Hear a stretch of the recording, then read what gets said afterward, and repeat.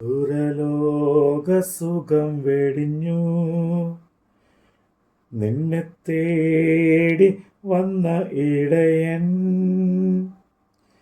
സുരലോക സുഖം വെടിഞ്ഞു നിന്നെ തേടി വന്ന ഇടയൻ. തൻ്റെ ദേഹമെന്ന തിരശീല ചീന്തി തവ മോക്ഷ മാർഗം തുറന്നു. എന്നുള്ളമേ സ്തുതിക്ക നീ പരനെ, തൻ നന്മകൾക്കായി സ്തുതിക്കാം എൻ അന്തരംഗമേ അനുദിനവും. നന്ദിയോടെ പാടി സ്തുതിക്കാം, നന്ദിയോടെ പാടി സ്തുതിക്കാം. അപ്പോസ്തലനായ പൗലോസ് റോമർക്ക് എഴുതിയ ലേഖനം 9-ാം അധ്യായം. ഞാൻ ക്രിസ്തുവിൽ സത്യം പറയുന്നു, ഞാൻ പറയുന്നത് ഭോഷ്കല്ല. എനിക്ക് വലിയ ദുഃഖവും ഹൃദയത്തിൽ ഇടവിടാതെ നോവുമുണ്ട് എന്ന് എൻ്റെ മനസ്സാക്ഷി എനിക്ക് പരിശുദ്ധാത്മാവിൽ സാക്ഷിയായിരിക്കുന്നു.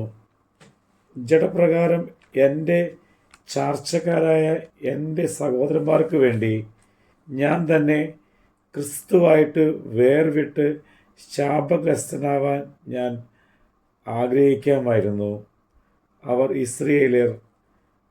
പുത്രത്വവും തേജസ്സും നിയമങ്ങളും ന്യായപ്രമാണവും ആരാധനയും വാഗ്ദത്തങ്ങളും അവർക്കുള്ളവ. പിതാക്കന്മാരും അവർക്കുള്ളവർ തന്നെ. ജഡപ്രകാരം ക്രിസ്തുവും അവരിൽ നിന്നല്ലോ ഉത്ഭവിച്ചത്.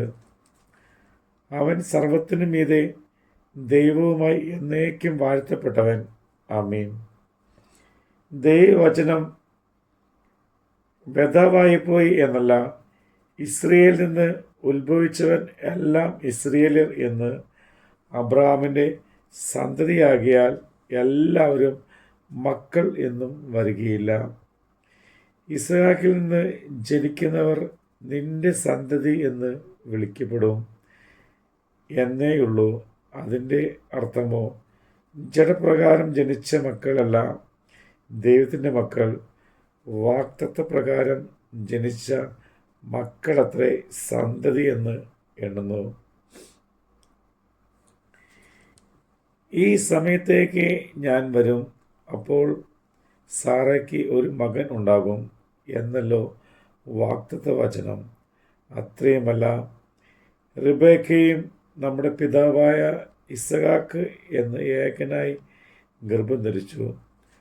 കുട്ടികൾ ജനിക്കുകയോ ഗുണമാകട്ടെ ദോഷമാകട്ടെ ഒന്നും പ്രവർത്തിക്കുകയോ ചെയ്യും മുമ്പേ തിരഞ്ഞെടുപ്പിന് പ്രകാരമുള്ള ദൈവനിർണയവും പ്രവൃത്തികൾ നിമിത്തമല്ല, വിളിച്ചവൻ്റെ ഇഷ്ടനിമിത്തം തന്നെ വരേണ്ടതിന്. മൂത്തവൻ ഇളയവനെ സേവിക്കുമെന്ന് അവളോട് അരുളി ചെയ്തു. ഞാൻ യാക്കോബിനെ സ്നേഹിച്ച് ഏശാവിനെ ദുഷിച്ചിരിക്കുന്നു എന്ന് എഴുതിയിരിക്കുന്നുവല്ലോ. ആകയാൽ നാം എന്ത് പറയേണ്ടു? ദൈവത്തിൻ്റെ പക്കൽ അനീതിയുണ്ടോ? ഒരു നാളുമില്ല. എനിക്ക് കരുണ തോന്നണം എന്നുള്ളവനോട് കരുണ തോന്നുകയും എനിക്ക് കനിവ് തോന്നണം എന്നുള്ളവനോട് കനിവ് തോന്നുകയും ചെയ്യും എന്ന് അവൻ മോശയോട് അരുളി ചെയ്യുന്നു. അതുകൊണ്ട് ഇച്ഛിക്കുവാനുള്ള ഓടുവാനുമല്ല, കരുണ തോന്നുന്ന ദൈവത്താലുള്ള സകലവും സാധിക്കുന്നത്. ഇതിനായിട്ട് തന്നെ ഞാൻ നിന്നെ നിർത്തിയിരിക്കുന്നത്, നിന്നിൽ എൻ്റെ ശക്തി കാണിക്കേണ്ടതിന് എൻ്റെ നാമം സർവ്വഭൂമിയിലും പ്രസ്താവിക്കപ്പെടേണ്ടതിനും തന്നെ എന്ന് തിരുവെഴുത്തിൽ ഫറവോന് അരുളി ചെയ്തു.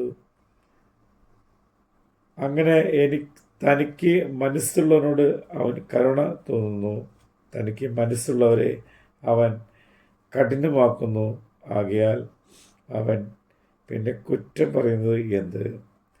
ആർ എൻ്റെ ഇഷ്ടത്തോട് എതിർത്ത് നിൽക്കുന്നു എന്ന് നീ എന്നോട് ചോദിക്കും. അയ്യോ മനുഷ്യ, ദൈവത്തോട് പ്രത്യുത്തരം പറയുന്ന നീ ആര്? മനഞ്ഞിരിക്കുന്നത് മനഞ്ഞവനോട് നീ എന്നെ ഇങ്ങനെ ചമച്ചത് എന്ത് എന്ന് ചോദിക്കുമോ? അല്ല, കുശവന് അതേ പിണ്ടത്തിൽ നിന്ന് ഒരു പാത്രം മാനത്തിനും മറ്റൊരു പാത്രം അപമാനത്തിനും ഉണ്ടാക്കുവാൻ മണ്ണിന്മേൽ അധികാരം ഇല്ലയോ? എന്നാൽ ദൈവം തൻ്റെ കോപം കാണിപ്പാനും ശക്തി വെളിപ്പെടുത്താനും യഹൂദന്മാരിൽ നിന്ന് മാത്രമല്ല ജാതികളിൽ നിന്നും വിളിച്ച് തേജസ്സിനായി മുന്നൊരുക്കിയ കരുണാപാത്രങ്ങളാണ് നമ്മിൽ. തൻ്റെ തേജസ്സിൻ്റെ ധനം വെളിപ്പെടുത്തുവാനും ഇച്ഛിച്ചിട്ടുള്ള നാശയോഗ്യമായ കോപമോ ഞങ്ങളെ വളരെ ദീർഘക്ഷമയോടെ സഹിച്ചു എങ്കിലെന്ന്. എൻ്റെ ജനമല്ലാത്തവരെ എൻ്റെ ജനമെന്നും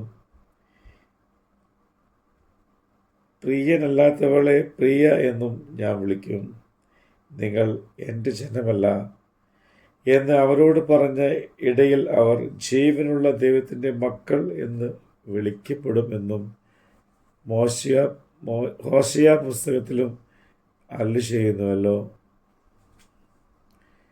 യെശയ്യാവോ ഇസ്രയേലിനെ കുറിച്ച്, ഇസ്രയേൽ മക്കളുടെ എണ്ണം കടൽക്കരയിലെ മണൽ പോലെ ആയിരുന്നാലും ശേഷിപ്പത്രേ രക്ഷിക്കപ്പെടൂ.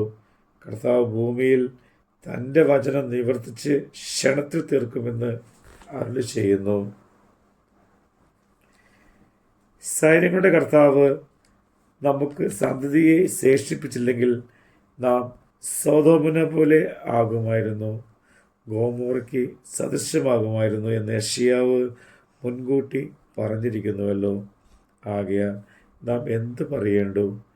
നീതിയെ പിന്തുടരാത്ത ജാതികൾ നീതി പ്രാപിച്ച് വിശ്വാസമുള്ള നീതിമാനെ നീതിയുടെ പ്രമാണം പിന്തുടർന്ന ഇസ്രായേലോ അത് പ്രമാണത്തെങ്കിൽ എത്തിയില്ല. അതെന്തുകൊണ്ട്? വിശ്വാസത്താലല്ല, പ്രവൃത്തികളാൽ അന്വേഷിച്ചത് കൊണ്ട് തന്നെ അവർ ഇടർച്ചക്കല്ലിന്മേൽ തട്ടി ഇടറി. ഇതാ, ഞാൻ സിയോനിൽ ഇടർച്ചക്കല്ലും തടങ്ങൽ പാറയും വയ്ക്കുന്നു, അവനിൽ വിശ്വസിക്കുന്നവൻ ലജ്ജിച്ചു പോകുകയില്ല എന്ന് എഴുതിയിരിക്കുന്നുവല്ലോ. നമ്മുടെ കർത്താവിൻ്റെ വചനമാണ് നമ്മൾ കേട്ടത്. പാപഭാരത്താ നീ വലഞ്ഞ് തെല്ലുമാശയില്ലാതലഞ്ഞു,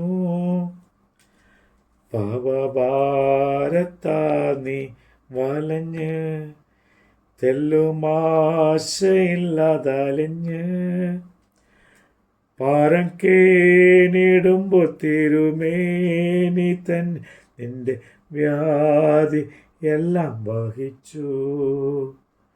എന്നുള്ളമേ സ്തുതിക്ക നീ പാരന് തൻ നന്മകൾക്കായി സ്തുതിക്കാം എൻ അന്തരംഗമേ അനുദിനവും നന്ദിയോടെ പാടി സ്തുതിക്കാം.